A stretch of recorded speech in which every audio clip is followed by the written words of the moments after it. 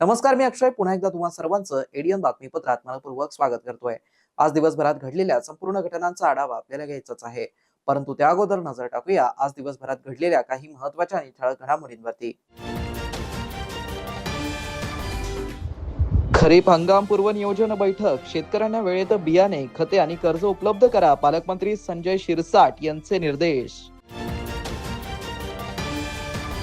तर जिल्ह्याच्या विकास सर्वांचाच सहभाग आवश्यक, पालकमंत्री शिरसाट यांचा जिल्हा नियोजन समितीच्या बैठकीत प्रतिपादन। आता बघूया सविस्तर बातम्या। छत्रपती संभाजीनगर जिल्ह्यात मोठ्या प्रमाणावरती औद्योगिक गुंतवणूक वाढत आहे। ही गुंतवणूक वाढत असताना जिल्ह्यातील कायदा सुव्यवस्था चांगला राखून जिल्ह्यातील वातावरण सौहार्दपूर्ण राखणं ही आपली सर्वांची जबाबदारी आहे। जिल्ह्याच्या विकासात सर्वांचा सहभाग आवश्यक आहे, असं प्रतिपादन जिल्ह्याचे पालकमंत्री संजय शिरसाट यांनी शुक्रवारी जिल्हा नियोजन समिती बैठकीत केलं आहे।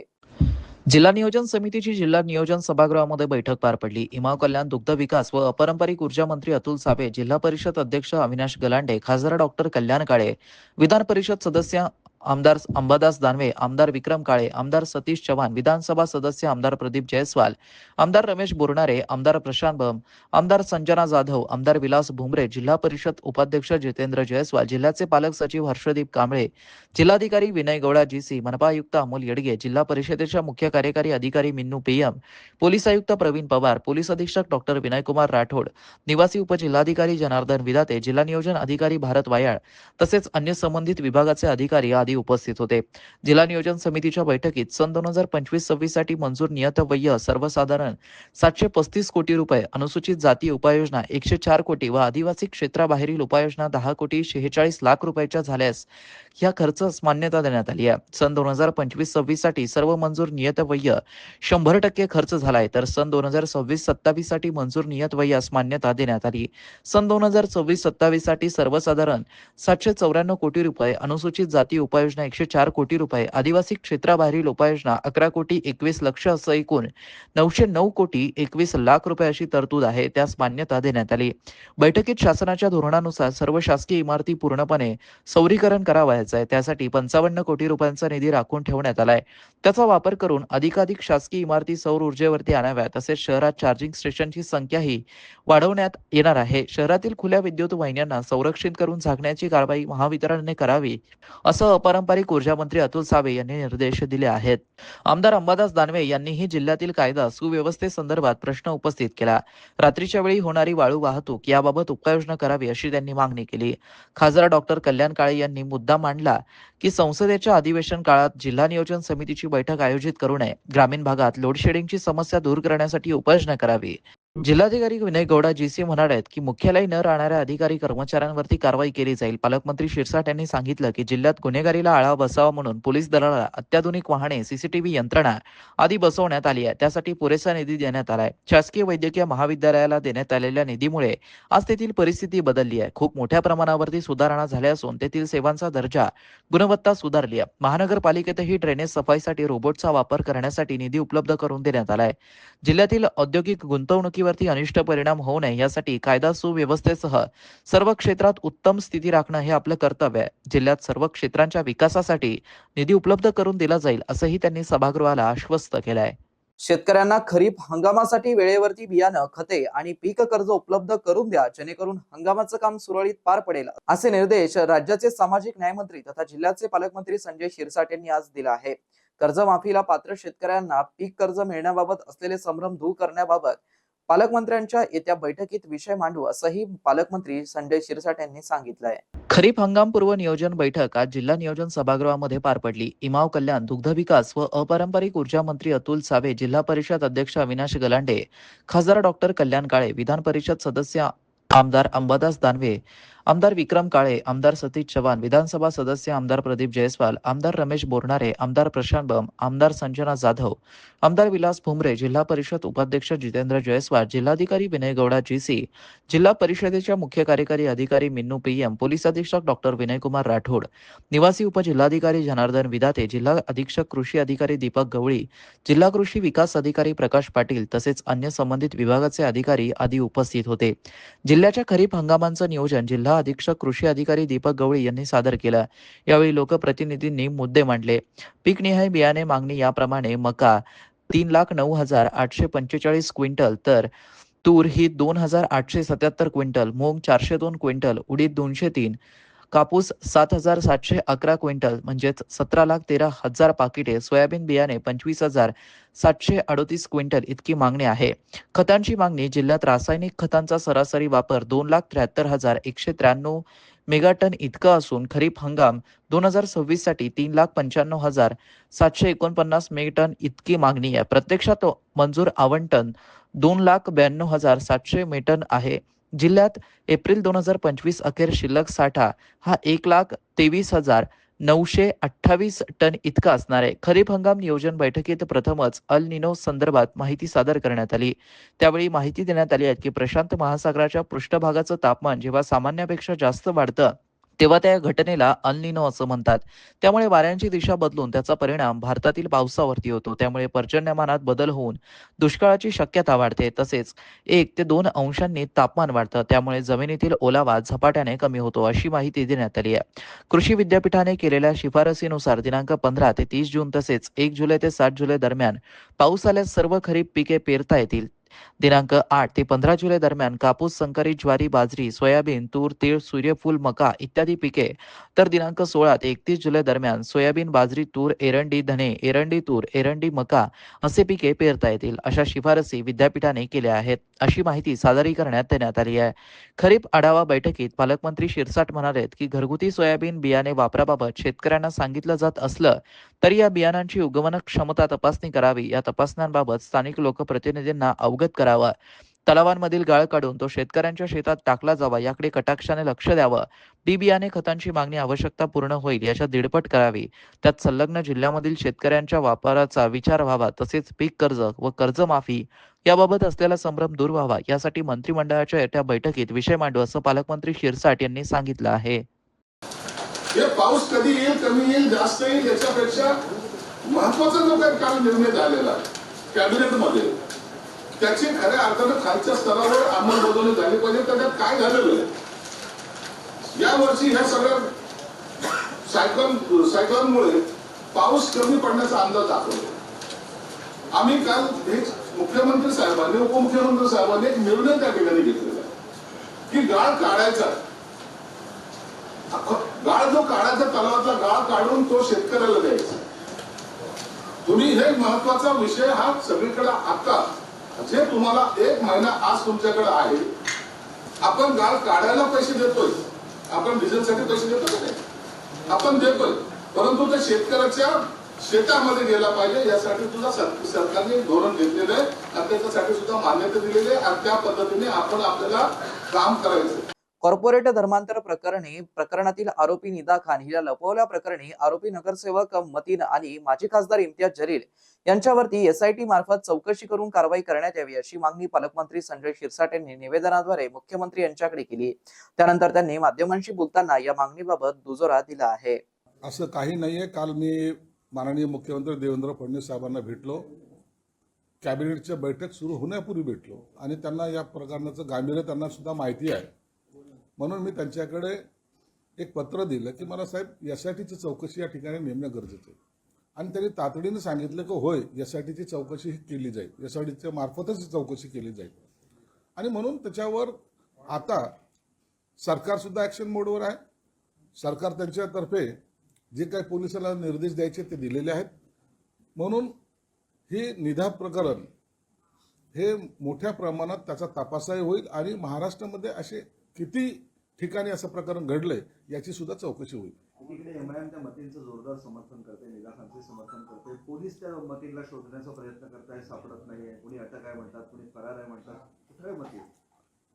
मतीन कुठे आहे हे नाशिकचे पोलीस आयुक्त कर्णिक हे सांगू शकतील. त्याची कारवाई जी त्यांची चाललेली ते अत्यंत चांगली पद्धतीने चालू आहे. त्यांना नोटीसही दिली होती. आताही माझी माहितीप्रमाणे 2 दिवसापूर्वी काही पोलीस पुन्हा मतीनच्या घरी किंवा त्या साईडला येऊन गेलेले आहेत, परंतु मतीन त्यांना तिथे भेटला नाही अशी काही एकंदरीत माहिती आहे. परंतु अखेरला नाशिक पोलिसांचा पूर्ण त्यांच्यावर कंट्रोल आहे आणि त्या संदर्भामध्ये खुलासे फक्त तेच करू शकतील. कांदा उत्पादक शेतकऱ्यांच्या कांद्याला फक्त 1 रुपये किलो भाव मिळत असल्याने लासूर कृषी उत्पन्न बाजार समितीच्या गेटवरच शेतकऱ्यांनी ट्रॅक्टरवरती भर कांदा रस्त्यावरती फेकलाय. यावेळी आमचे प्रतिनिधी देव राजळे यांनी शेतकऱ्यांशी बातचीत केली आहे. शेतकऱ्यांच्या जगाचं पोशिंदा या झालं शेतकरी मागं एवढं झालं की एवढं शेतकरी या वाट वाट वाडा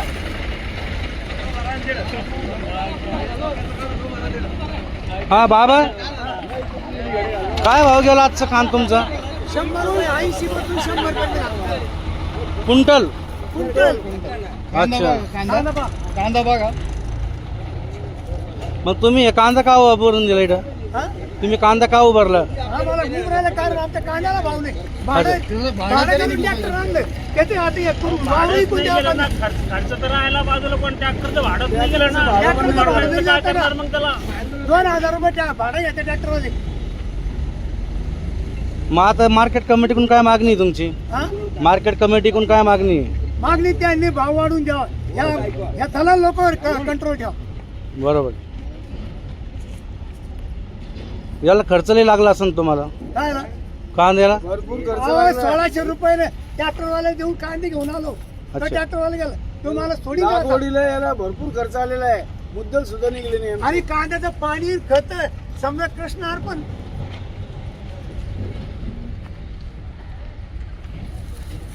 ₹1.50 घेतलं माझं. याच्यामध्ये चोर भरणारे घ्या, अमुक घ्या, हे घ्या, काट्यावाले घेतात काहीच नाही काय राहतो. तुम्ही मी सांगतो माझ्या एवढा कानून याला नफा कमवून दाखवा फक्त. शहरवासियांना एक सुवर्ण संधी. तुम्ही एखादा व्यवसाय करताय का? मग एडियन वरती जाहिरात करा आणि मिळवा व्यवसायात मोठा फायदा. तर वाट कसली बघत आहात? आताच खाली दिसत असलेल्या नंबरवरती संपर्क करा. आपल्याला अजूनही काही बातम्यांचा आढावा घ्यायचा आहे, परंतु इथे वेळ झाली आहे एका छोट्याशा ब्रेकची. कुठे जाऊ नका, पाहत रहा एडियन न्यूज.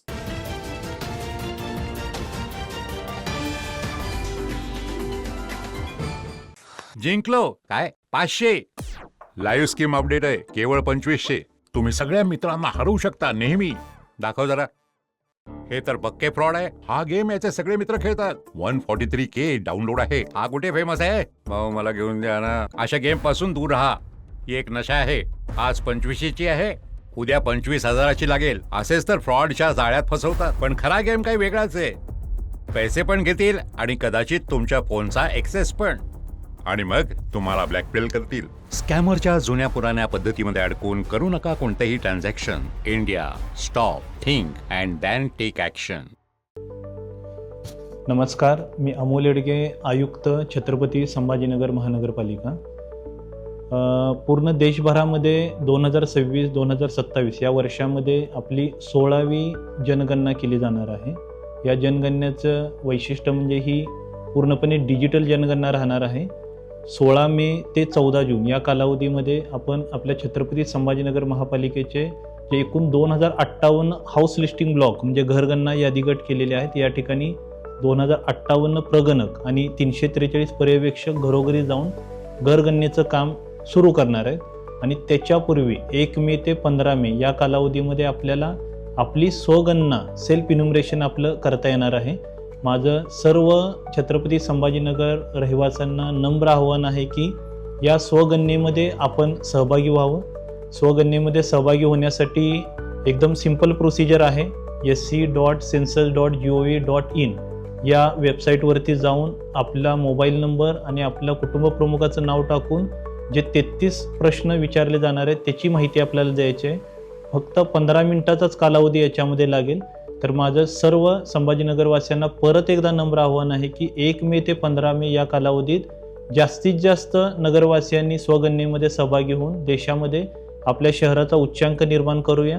आणि त्यानंतर 16 मे ते 14 जून या कालावधीमध्ये जेव्हा प्रगणक आपल्या घरी येतील तेव्हा हा स्वगणनेचा जो आयडिया आहे तो आपण त्यांना दाखवून यामध्ये आपण त्यांना सहकार्य करावे. धन्यवाद. वालेकुम, जय भीम, नमस्कार। मैं तमाम शहरवासियों को ये गुजारिश करने के लिए आया हूँ कि आने वाली 1 मई से लेकर 15 मई तक स्वगणना जो है तो जिसकी शुरुआत होने वाली है वो जनगणना का ही हिस्सा है। स्वगणना का मतलब ये है कि डिजिटली आप आपकी जो है तो पूरी फैमिली का आपके मोबाइल नंबर के जरिए जो है तो रजिस्ट्रेशन करवा के ले सकते हैं। उसके अंदर 33 अलग अलग पॉइंट्स है, उनको फिल करके आप आपकी जनगणना कंप्लीट कर सकते हैं। और जब आपकी जनगणना कंप्लीट वो आपकी फिलिंग कंप्लीट हो जाए तो आप जो है तो उसका स्क्रीनशॉट लेकर रख लीजिएगा, उसको सेव करके रख लीजिएगा।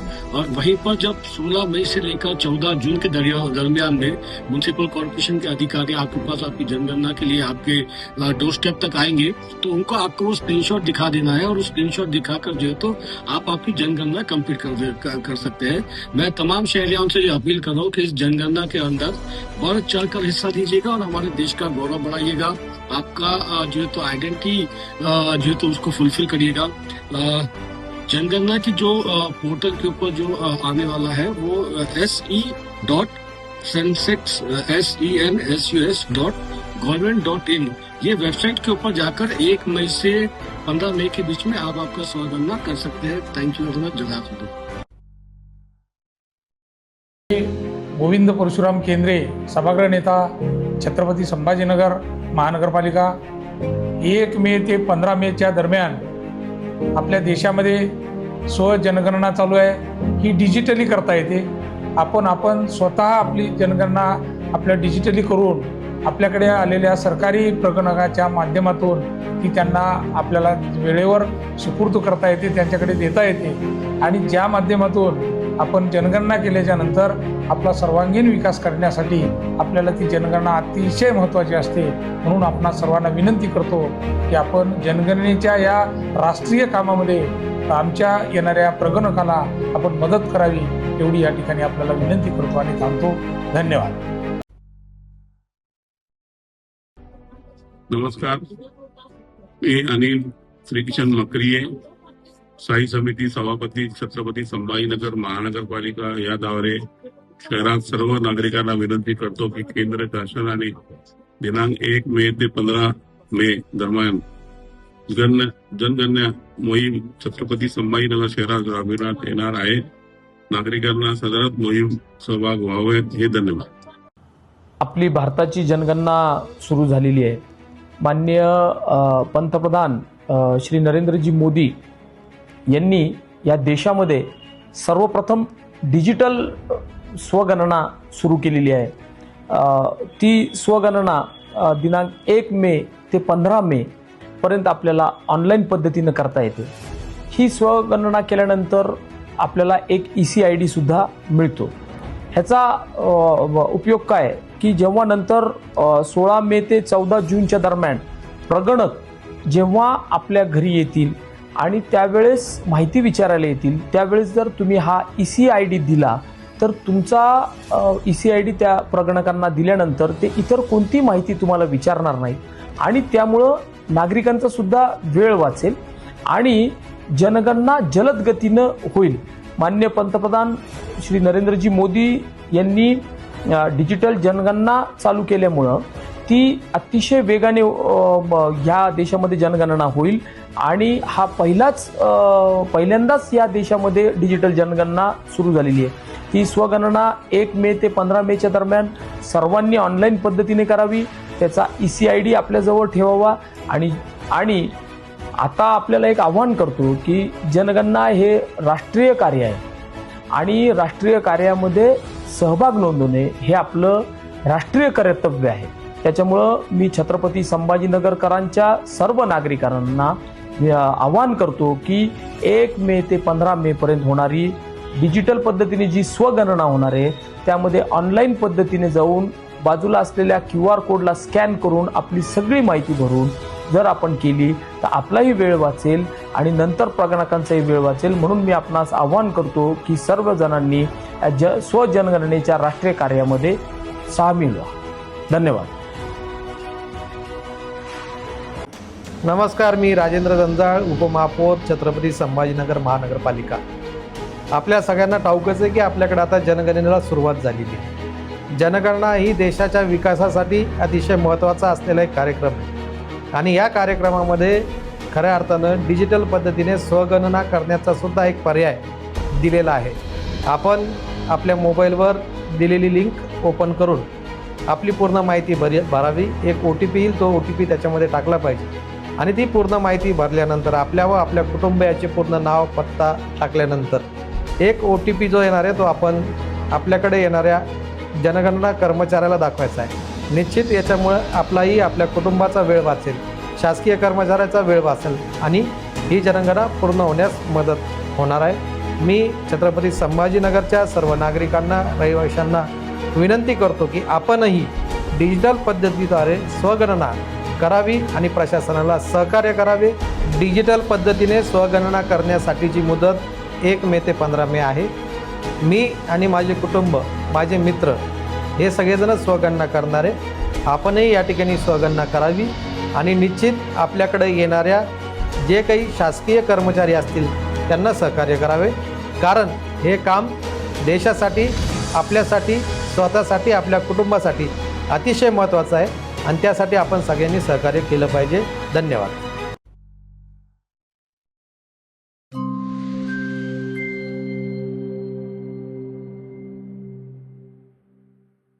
नमस्कार. भारतात 2027ची जनगणना लवकरच सुरू होणार आहे.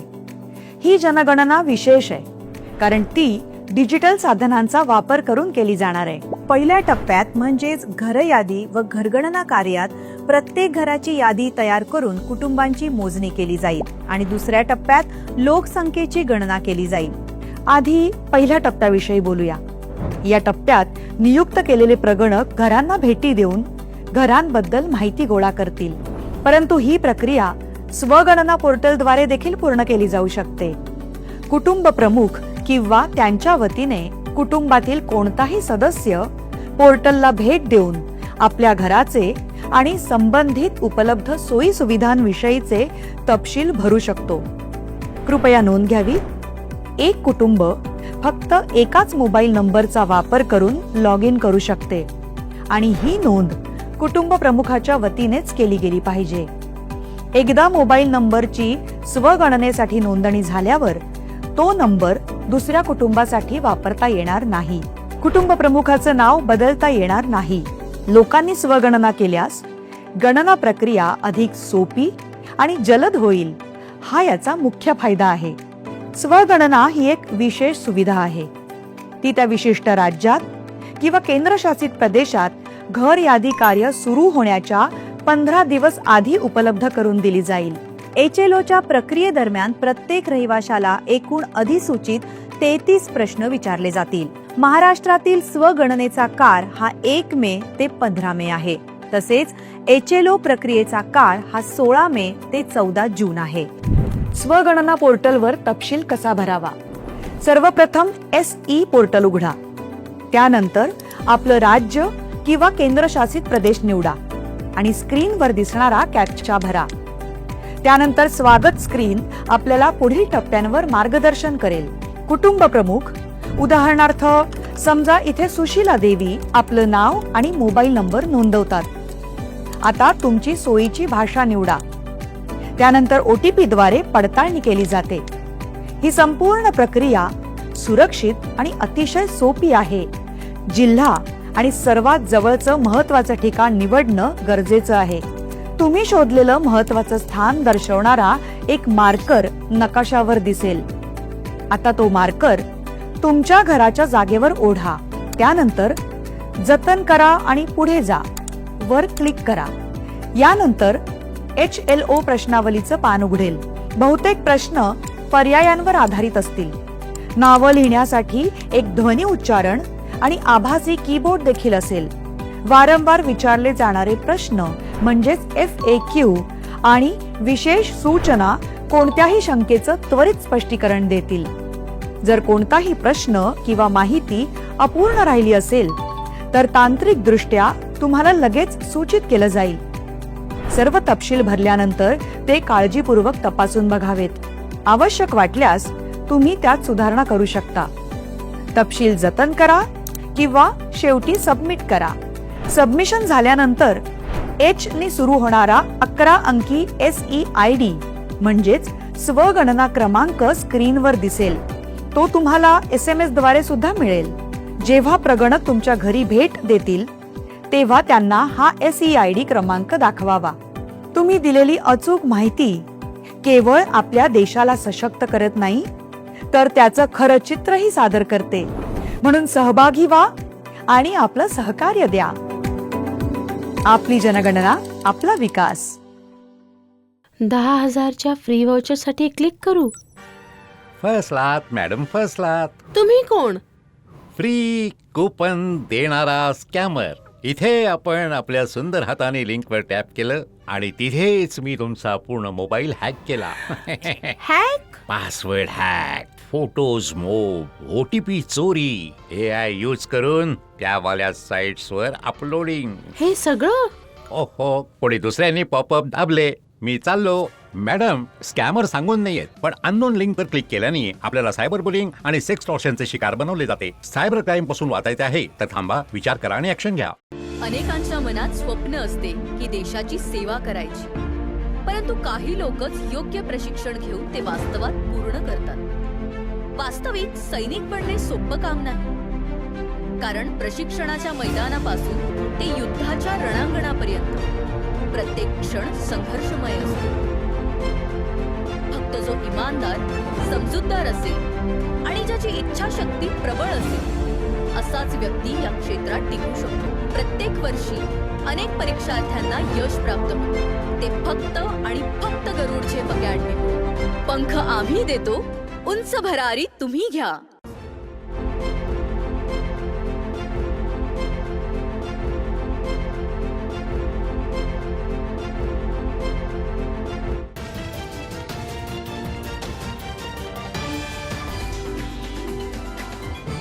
नमस्कार. ब्रेकनंतर पुन्हा एकदा स्वागत. आपण बघत आहात एडियन बातमीपत्र. छत्रपती संभाजीनगर शहरात पेट्रोल आणि डिझेलच्या दरात पुन्हा वाढ झाल्याने वाहनधारकांना आर्थिक फटका बसलाय. पेट्रोल, पॉवर पेट्रोल आणि डिझेलच्या दरात प्रत्येक 3 रुपयाहून अधिक वाढ झाली आहे.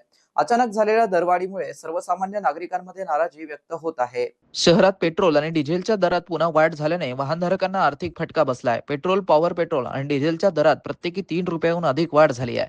सामान्य पेट्रोलचे जुने दर हे 105.42 रुपये होते. त्यात 3 रुपये 14 रुपयांनी वाढ होऊन नवे दर 108.56 रुपये झालेत. पॉवर पेट्रोलचे जुने दर हे 114.45 रुपये होते. त्यातही 3 रुपये 14 पैशांची वाढ होऊन प्रति लिटर दर 117.59 रुपयांवरती पोहोचलाय. डिझेलच्या दरामध्ये 3.11 रुपयांची वाढ झाली असून जुने दर 91.90 रुपये होते. आता प्रति लिटर डिझेलसाठी 95.1 रुपये मोजावे लागणार आहे. इंधन दरवाढीचा परिणाम वाहतूक, मालवाहूक तसेच दैनंदिन खर्चावरती होण्याची शक्यता व्यक्त केली जात आहे. दरवाढीमुळे रिक्षा, टॅक्सी आणि खासगी वाहनधारकांचे मासिक बजेट कोलमडण्याची भीती व्यक्त केली जाते. या झालेल्या दरवाढीमुळे सर्वसामान्य नागरिकांमध्ये नाराजी व्यक्त होत आहे. देशात इंधन बचतीची गरज लक्षात घेऊन भारताचे पंतप्रधान नरेंद्र मोदी यांनी नागरिकांना इंधनाचा वापर जपून करण्याचं आवाहन केलं आहे. त्यांच्या या आवाहनाला सकारात्मक प्रतिसाद देत छत्रपती संभाजीनगर महापालिकेचे स्थायी समिती सभापती अनिल मकरिये यांनी शुक्रवारपासून इलेक्ट्रिक वाहनाचा वापर सुरू केलाय.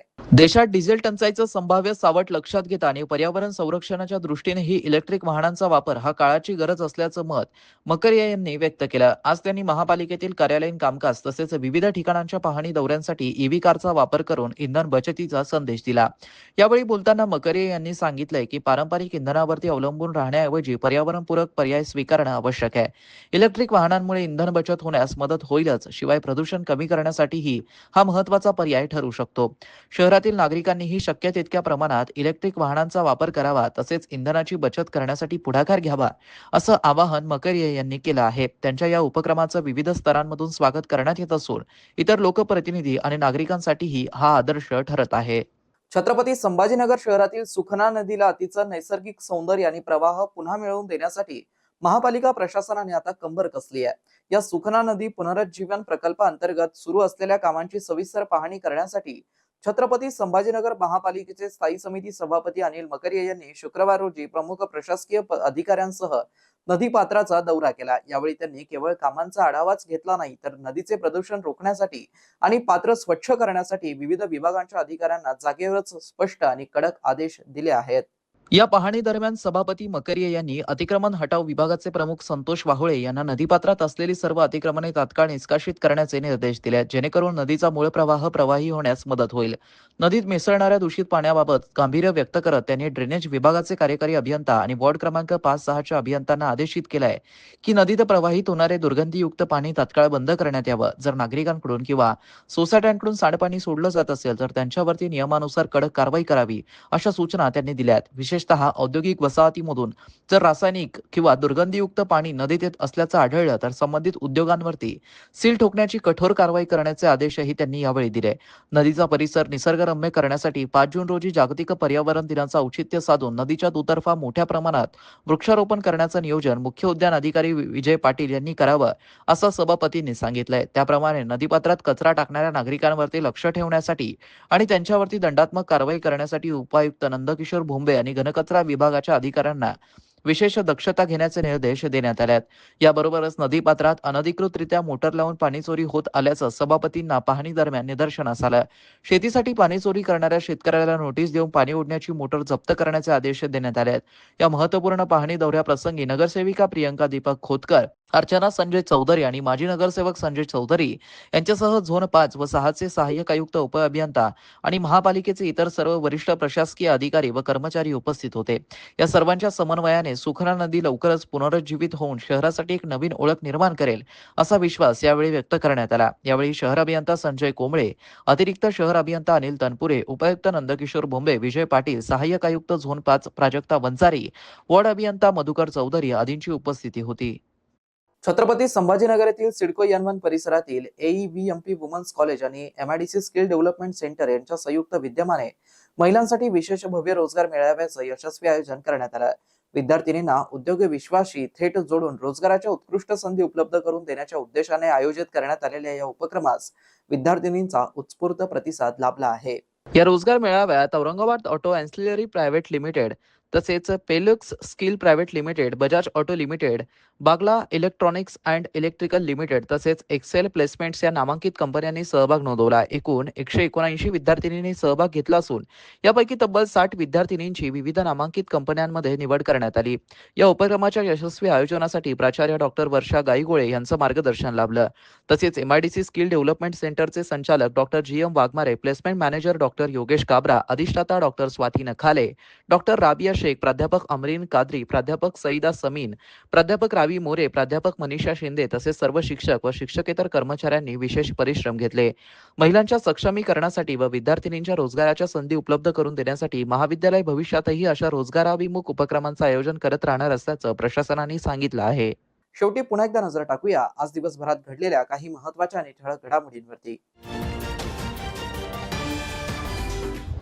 खरीप हंगाम पूर्व नियोजन बैठक, शेतकऱ्यांना वेळेत बियाणे, खते आणि कर्ज उपलब्ध करा, पालकमंत्री संजय शिरसाट यांचे निर्देश।